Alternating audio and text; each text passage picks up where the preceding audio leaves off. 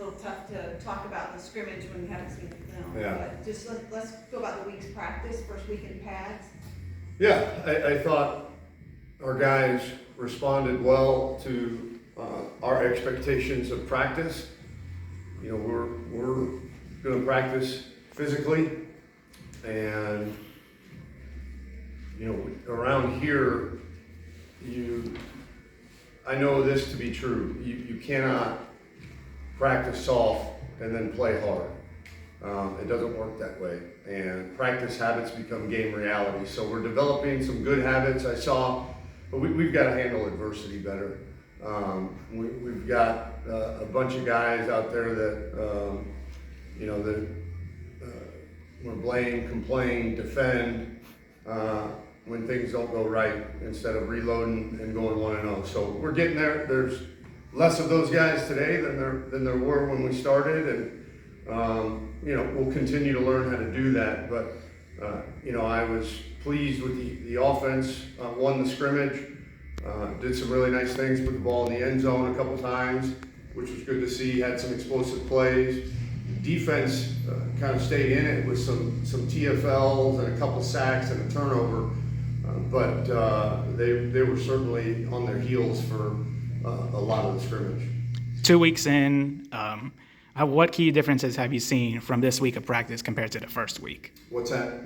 What key differences have you seen from this week of spring practice compared to the first week? The differences in practice, I mean, obviously when you put the pads on, just the physicality and you know, the first week, just 2 of the 3 were in shorts, and the first day in pads was that Saturday. So it was much better adjusting to shoulder pads, much better adjusting to the physicality and the expectations of practice, for sure.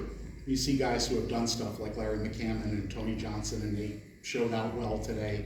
Does that give you a good feeling about, you know, guys who should be making plays are making plays? Yeah, I think you know, our skill positions on offense, I've been very pleased with the talent level. We've got a lot of work to do fundamentally. We've got a lot of work to do from an assignment standpoint and just the small details, but we're very athletic. I think we're certainly 3 deep at tailback. You know, and all those guys can give you something when they get in there. Larry, Kobe, and Zuberi. And then our wideouts, I think, are very talented and deep. We've got to find ourselves a serviceable tight end, and then, you know, we've got to continue to improve at quarterback. Inside linebacker is a spot where, you know, Jaleel has retired from football. Jamie Petway isn't practicing this spring with an injury, but it's an opportunity. We saw Cross get a pick and Jabari Hill make some plays. What kind of opportunity do those young guys have to, you know, show the coaches that they can be trusted? Yeah, this is their tryout, you know, and certainly that is the position that has been a bit worrisome defensively, just because of the depth, especially with those 2 guys out, one not coming back. So we will evaluate that position very, very closely, but it does afford those young guys, and they're talented. Those young guys an opportunity at inside linebacker to, you know, show the coaching staff what they can do, and I think they're enjoying that opportunity and really trying to make the most of it. You do mention about the running backs in McCammon, Mobley, and in the incoming Kobe Lewis. There is one notable player that is not on this roster, Johnny Ford. Can you confirm that he's no longer on the roster? Correct. Johnny Ford is no longer on the roster. And what have you seen from the running backs that you really like so far, in particular? Well, I think, you know, they've all got a little something different. They're all good size, strong runners. I've been impressed. Very good lower body strength and balance. You know, Kobe's probably the most powerful one we've got. I've been really impressed with Larry's patience and vision. And then, you know, Zuberi, for a bigger, stronger guy, has a little bit of wiggle to him. You know, he's got a fluidity about him that, you know, is very slippery when he goes through the holes, and he's got good vision as well. So I think all of those guys really bring some really good things that they're all really good at, but those things stand out individually for those three guys as kind of their calling card, if you will. And with Coach Perkins, Coach Fry, and Coach Warner working together to enhance that run game, how beneficial will that be to the unit?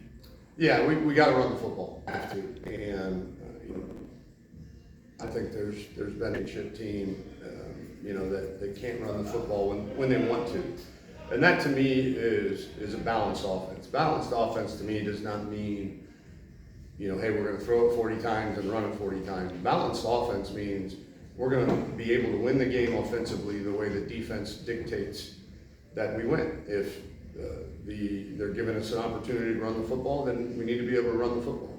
If they're loading the box and taking the run away, we need to be able to throw the football. And I think we're slowly inching our way to being pretty balanced. And last one for me, as far as the quarterbacks are concerned, you're going to evaluate them further, but at this point in spring ball, you're just asking them, get us in the right lined up, the right play if you need to, and just execute rather than you need to do something spectacular. I told them that exact same thing.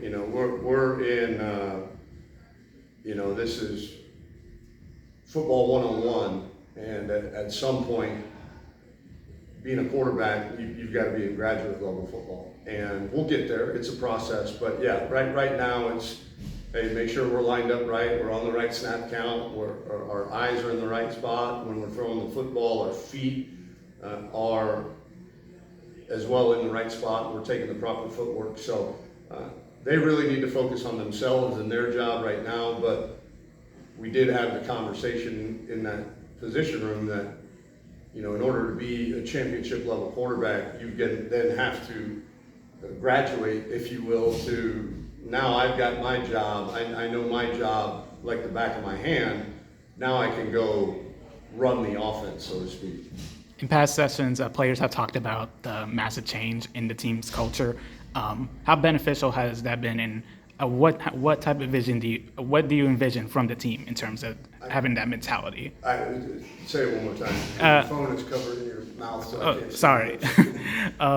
I've been saying, many players have talked about the change in the team's culture. How beneficial has that been to the team's mentality, and what do you envision from it following this spring? Yeah, it's been very rewarding to hear the players comment about how much they're enjoying our culture and our way of doing things. I think that they are very confident in our staff, confident in our plan about how we go about our business, and I think that for the most part, most of them understand that if they let us lead them and let us teach them how to win a championship, then we will. We're going to have the talent to do so. But we have to make choices, we have to buy in, and we have to let go of some bad habits and fix some bad habits. But for the most part, I think the guys are really buying in, and it's fun, and it's very rewarding to see them happy and to see them with a renewed sense of belief. Yes. Have a great trip. Cool.